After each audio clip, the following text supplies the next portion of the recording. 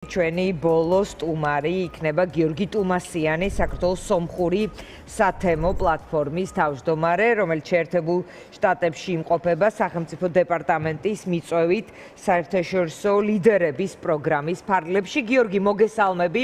ძალიან დიდი მადლობა, რომ პასუხობთ ჩვენ კითხვებს. საინტერესოა თქვენ როგორ უყურებთ 8 აგვისტოს შეთანხმებას, ეს რა ტიპის გამოწვევა და რა ტიპის შესაძლებლობა არის პირველ რიგში მასში ჩართული ორი ქვეყნისთვის და შემდეგ ჩვენ საქართველოსაც ვილაპარაკოთ. დიანა, მოგესალმებით, მივესალმები მაყურებელს. ეს ძალიან მნიშვნელოვანი ისტორიული ცვლილება არის რეგიონში. შეერთებული შტატები, როგორც მშვიდობის მყოფელი, შემოდის სამხრეთ კავკასიაში და პრაქტიკულად ორ მეზობელ ქვეყანას შორის, საქართველოსთვის ძალიან მნიშვნელოვან პარტნიორებს შორის, სომხეთსა და აზერბაიჯანს შორის ყარდება მშვიდობა და იხსნება კომუნიკაციების საზღვრები, პრაქტიკულად დიპლომატიური ურთიერთობის ჩამოყალიბებაზე არის შეთანხმება. რა თქმა უნდა, ჩვენთვის ეს უმნიშვნელოვანესი პროცესია, რომ სწორედ შეერთებული შტატები იქნება ჩართული აი ამ ლოგისტიკური კავშირების უზრუნველყოფაში. თქვენ მოგეხსენებათ, რომ რუსეთს ძალიან უნდოდა 2020 წლის 9 ნოემბრის შეთანხმებით, რომ სწორედ რუსეთს კერძოდ ფსბ-ს ქონოდა კონტროლი ამ კომუნიკაციებზე. ასეთი ჩანაწერიც არსებობს იმ დროინდელ შეთანხმებაში. ბუნებრივია ეს გაუქმდა ხომ ამ ახალი შეთანხმების დოკუმენტით? დიახ, პრაქტიკულად მთელი ეს არქიტექტურა, რომელიც შეიქმნა ამ შეთანხმებით 9 ნოემბრის, გაუქმებული არის დღეს და მხარეები უკვე ახალი შეთანხმებით ვაშინგტონის 8 აგვისტოს შეთანხმებით ახალ ეტაპს იწყებენ ურთიერთობებს, როგორც სახელმწიფო მდივანმა მარკო რუბიომ დაახასიათა, ეს არის მშვიდობის ახალი ეპოქა სამხრეთ კავკასიაში და ეს ძალიან მნიშვნელოვანი ასევე ჩვენც გავიაზროთ, რომ შეერთებული შტატები არათუ გლობალური ომის პარტია არ არის, რასაც ქადაგებს რუსი ოლიგარქი და მისი მარიონეტები, არამედ პირიქით მშვიდობის ყოფილია, რომელიც ძალიან რთულ მეზობლებს შორის სომხეთის და თურქეთის, სომხეთის და აზერბაიჯანის ურთიერთობები ძალიან რთული ისტორიული კონტექსტის მქონე არის, აყალიბებს ასე ვთქვათ პირდაპირ მშვიდობას და კეთილმეზობლურ ურთიერთობას. რა თქმა უნდა, საქართველოსთვის ეს მხოლოდ კარგი იქნება იმ კუთხით, რომ შეერთებული შტატები აქტიურად იქნება წარმოდგენილი რეგიონში და ოცნებები მოსკოვში და არა მხოლოდ თბილისში, ზოგიერთის ოცნებები, რომ შეერთებული შტატები დატოვებს მაგალითად შავი ზღვის რეგიონს, აღმოჩნდა ცრუ, არა მხოლოდ შავი ზღვის რეგიონში, არამედ სამხრეთ კავკასიაშიც კი შეერთებული შტატები ფეხს იკიდებს ძალიან აქტიურად.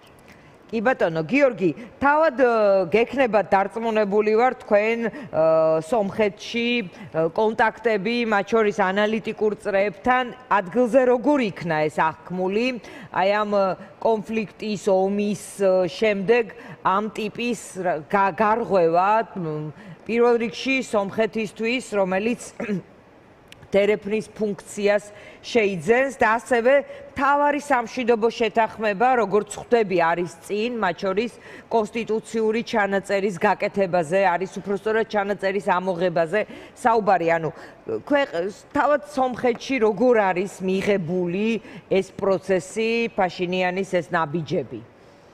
სომხეთში ამას უმრავლესობა პოზიტიურად უყურებს იმ მხრივ, რომ საზოგადოების დაკვეთა არის მშვიდობის ჩამოყალიბება აზერბაიჯანთან და თურქეთთან და კომუნიკაციების საზღვრების გახსნა.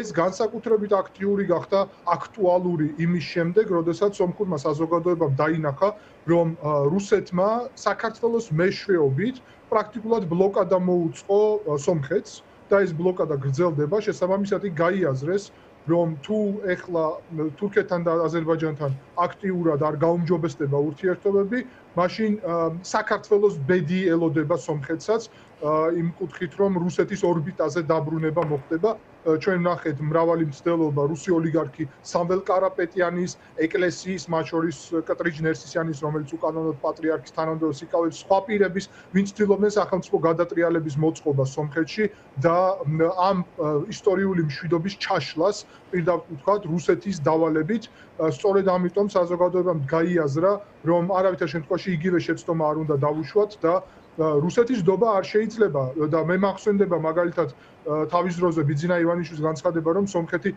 ძალიან ადრეული განცხადება 2012 წლის ალბათ. კი ბატონო, რაღაც როგორც როულ მოდელად, რომელიც დასავლეთთანაც და რუსეთთანაც თუ არ ვცდები ასეთი როულ მოდელი მოვიდა იქამდე, რომ გაიაზრეს რომ სამწუხაროდ რუსეთი არ ეგუება ურთიერთობებს არც სტრატეგიულ პარტნიორობას, არც მოკავშირეობას, სომხეთის ეკონომიკური განადგურება მოხდა რუსეთის მიერ ამ 30 წლის განმავლობაში, ღალატი მოხდა, მათ შორის სამოკავშირეო შეთანხმებების ტერიტორიულ მთლიანობას არ აღიარებს რუსეთი და ასე შემდეგ. მათ შორის თავისი აგენტურა, გინდ ეკლესიაში, გინდ ოლიგარქები, გინდ სხვა პოლიტიკაშიც მომავალ წელს არის არჩევნები, არის ამ ხრივ საინტერესო და რთული პერიოდიც და ასევე აი ამ ხელშეკრულებაზე როგორი იქნება ამ შეთანხმებაზე რუსეთის პასუხი ხშირად მოჰყავთ აი გიუმრის ბაზა, რკინიგზაზე, ასე ვთქვათ, რუსეთის ხელშეკრულება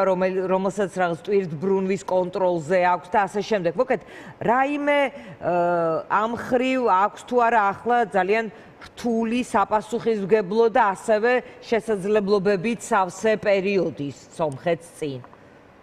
რა თქმა უნდა 2026 წლის საპარლამენტო არჩევნები ძალიან მნიშვნელოვანი იქნება სომხეთში, თუმცა მე ვფიქრობ ის ფაქტი, რომ ახლა ერთი წლით ადრე პრაქტიკულად უკვე ეს მშვიდობის არქიტექტურა ჩამოყალიბდა, ეს იქნება ნიკოლ ფაშინიანის პოლიტიკური ძალისთვის მნიშვნელოვანი დასაყრდენი იმ კუთხით, რომ თავისი მშვიდობის დღის წესრიგით გაიმარჯვოს შემდეგი წლის არჩევნებში. გარდა ამისა, პრაქტიკულად რუსული აგენტურის მნიშვნელოვანი ნაწილი უკვე ციხეშია, ამიტომ სახელმწიფო გადატრიალების სცენარი ნაკლებად სავარაუდოა, რაც ნიშნავს იმას, რომ ალბათობა, რომ ფაშინიანი გაიმარჯვებს, ძალიან დიდი არის და ალტერნატივა არც ჩანს დღეს. გარდა ამისა, რაც შეეხება რუსეთის ქმედებებს, საქართველოს ძალიან კარგად უნდა ესმოდეს რა შეიძლება ველოდოთ რუსეთისგან. ეს არის დეპორტაცია, მაგალითად სომეხი მოქალაქეების რუსეთიდან, ეს არის ემბარგო ეკონომიკური და ასე შემდეგ, რაც საქართველოს რაც გავლილი გზებია, მოკლედ ჩვენ ვიცნიეთ არაერთხელ. დიახ, თუმცა აქ ასევე მნიშვნელოვანი აღნიშნო სამწუხაროდ იყო ისტორიაში მომენტები, როცა რუსეთი სომხეთს იყენებდა საქართველოს წინააღმდეგ. სხვადასხვა პერიოდში და სხვადასხვა დღეს საქართველოს იყენებს სომხეთის წინააღმდეგ და აი ეს ბლოკადა და სხვადასხვა ტიპის ბლოკადა, რომელიც კიდევ ბევრ რაღაცას გულისხმობს და იზრდება როგორც ჩანს, არის სწორედ იმის ნათელი დასტური, რომ საქართველოს ხელისუფლება არა თუ ჭკვიან და პრაგმატულ პოლიტიკას აწარმოებს, რომ რუსეთის ასე ვთქვათ, საფრთხეები შეამციროს, არამედ დღეს, როცა სომხეთი ცდილობს ზურგიდან, საქართველოს ზურგიდან გაიყვანოს რუსეთის სამხედრო ინფრასტრუქტურა, შემოიყვანოს დასავლეთი აქ, საქართველოს დანას არ ტყავს ზურგში სომხეთს ყველანაირად ეკონომიკურად. თქვენ გიორგი დააზუსტეთ, გულისხმობთ გარკვეულ შეფერხებას, რომელიც არის ტვირთთან დაკავშირებით, აი გითხარით, როცა ბლოკადას ამბობთ, რას გულისხმობთ, მაყურებლისთვის მინდა განმარტოთ. დიახ, ძალიან უკვე რამდენიმე თვე არის პრაქტიკულად აპრილის შუა რიცხვებიდან დაიწყო დე ფაქტო არანაირად არ დასაბუთებული ფაქტობრივი ბლოკადა, ეს იქნება ალკოჰოლური ნაწარმის, რაც სომხეთის ეკონომიკის მნიშვნელოვანი ნაწილია და საქართველოს არის მთავარი სატრანზიტო ქვეყანა. გარდა ამისა, ყვავილების მოემატა, ამას თამბაქო მოემატა, შემდეგ თევზეულის პროდუქცია. ამ ტვირთის გატარებაზე თუ რა არის? აი დაგვიზუსტეთ რა ხდება? დიახ, საქართველოს ზღუდავს, აფერხებს ამ ტვირთის ტრანზიტს, იქნება ეს რუსეთის თუ დასავლეთის მიმართულებით. გარდა ამისა, მათ შორის სხვადასხვა გამშვებ პუნქტებზე არის ტვირთების სერიოზული ლოკალიზაცია სხვა ტვირთებისაც.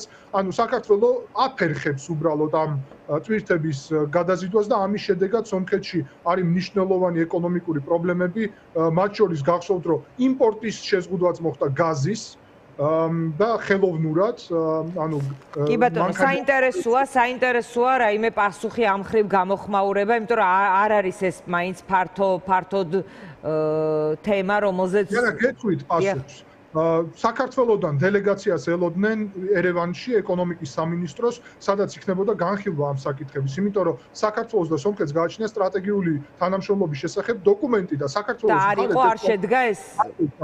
ეს არ შედგა, იმიტომ რომ საქართველოს მხრიდან განცხადება მოხდა, რომ არ გცალია. და მე მაქვს კითხვა, როგორც საქართველოს მოქალაქეს, ამ არ აღიარებულ არალეგიტიმურ რეჟიმს, რომელსაც არც აქვს ასასვლელი დღეს, რანაირად არ სწარია ჩვენი მეზობლისთვის შესახვედრად რომ საინტერესო თემაა, მე იმედი მაქვს, რომ უფრო მეტი გვეცოდინება ამასთან დაკავშირებით. მოკლედ მინდა რომ ბოლოსკენ წავიდე, გიორგი, როგორც ხვდები მე თქვენ წინასწარ როცა გესაუბრეთ, საქართველოში მოკლედ წუხილიც მოვისმინეთ სხვადასხვაგვარი რომ იქ რომ დერეფანი გაიხსნება ეს ჩვენ დაგვაზარალებს არ დაგვაზარალებს მე მგონი ყველას ერთად არ დაგვაზარალებს მშვიდობიანი სამხრეთ კავკასია და ამ მხრივ ეს იყო მართლაც გარღვევის კვირა თქვენც ასე უყურებთ მე ვიცი და მოკეთ კიდევ ერთხელ მინდა რომ ორი სიტყვით თქვათ და დაგემშვიდობებით დიანა, რა თქმა უნდა, აქ ინფრასტრუქტურის გახსნა, მშვიდობის დამყარება არის ძალიან პოზიტიური საქართველოსთვისაც, მაგრამ ის ფაქტი, რომ დღეს საქართველოს სატრანზიტო როლი იკარგება, ის ფაქტი, რომ საქართველოს დღეს რუსეთის უკანა ეზოდ და გუბერნიად არის გადაქცეული და არა დასავლეთის მთავარ დასაყრდენად რეგიონში, ის ფაქტი, რომ ჩვენ საერთოდ ამ პროცესების მიღმა ვართ, იქნება ეს შეერთებულ შტატებთან თუ ევროკავშირთან და ის ფაქტი, რომ საქართველოს გეოპოლიტიკურ რუკაზე გაქრა, ეს არის გეოპოლიტიკური კატასტროფა ჩვენი ქვეყნისთვის. ეს არის უდიდესი ღალატი ჩვენი ეროვნული ინტერესების. შესაბამისად, რა თქმა უნდა, პოზიტიურია მშვიდობა, მაგრამ ის რომ ჩვენ ამ მშვიდობის პროცესში საერთოდ არანაირად წარმოდგენილი არ ვართ და ამერიკას რომელსაც უახლოვდება დღეს სომხეთი და აზერბაიჯანი პირდაპირ ჩვენი ეგრეთ წოდებული ხელისუფლება მტრად და ომის გამჩაღებლად ასაღებს და საქართველოს ომის ჩათრევაზე საუბრობს ევროკავშირის წინააღმდეგაც იგივე განცხადებს აკეთებს ეს უბრალოდ იმას ნიშნავს რომ თუნდაც ერევანში და ბაქოში გაცილებით უფრო ბრძენი პოლიტიკური ხელმძღვანელობა აღმოჩნდა ვიდრე თბილისში რომელსაც დღეს ასე ვთქვათ რომელიც დღეს საქართველოს იმიჯს მათ შორის წარმოუდგენლად აზიანებს ჩვენ ყველაზე კარგი ურთიერთობები ქონდა დასავლეთთან და დღეს სად ვართ დიანა კი ბატონო გიორგი დიდი მადლობა დასრულდა ჩვენი ეთერი მადლობას გიხდით გიორგი ტუმასიანი საქართველოს სომხური სათემო პლატფორმის თავმჯდომარე რომელიც შეერთებულ შტატებში სახელმწიფო დეპარტამენტის მიწვევით ლიდერთა პროგრამის ფარგლებში იმყოფება დღეს დავასრულეთ